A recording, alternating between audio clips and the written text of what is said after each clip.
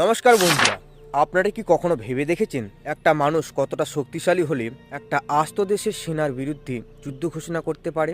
রূপরাত্রির ভিডিওতে আপনারা হয়তো তথ্যগুলো দেখেছেন, কিন্তু আজ আমি সেই তথ্যের ভেতরে লুকিয়ে থাকা এক অন্ধকার সত্যের ব্যবচ্ছেদ করব। আজ কথা বলবো এল মেনচোকে নিয়ে, পৃথিবীর মোস্ট ওয়ান্টেড ডার্ক লর্ড, যার গল্প কোনো সিনেমার চিত্রনাট্য নয়, বরং মানুষের লালসার এক নগ্ন ইতিহাস।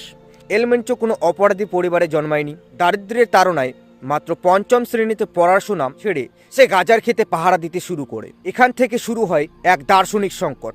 পেটের ক্ষুধা কি মানুষকে নীতিহীন হতে বাধ্য করে? এল মেনচোর ক্ষেত্রে উত্তরটা ছিল হ্যাঁ। সবচেয়ে আশ্চর্যের বিষয় কি জানেন? এক সময় সে নিজেও পুলিশে যোগ দিয়েছিলেন, আইন রক্ষা করতে নয়, বরং আইনকে কিভাবে ভেতর থেকে ধ্বংস করা যায় শিখতে।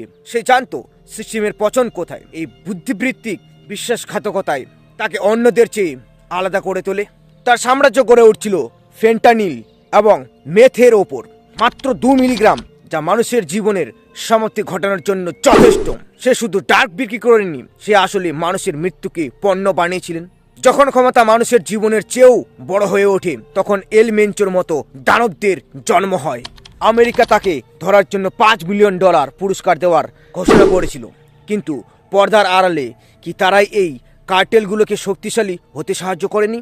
একদিকে বন্দুক পাঠানো আর অন্যদিকে টার্গের বিরুদ্ধে যুদ্ধের ঘোষণা দেওয়া, এই দ্বিচারিতা এল মেনচোকে আরও অপ্রতিরোধ্য করে তুলছিল।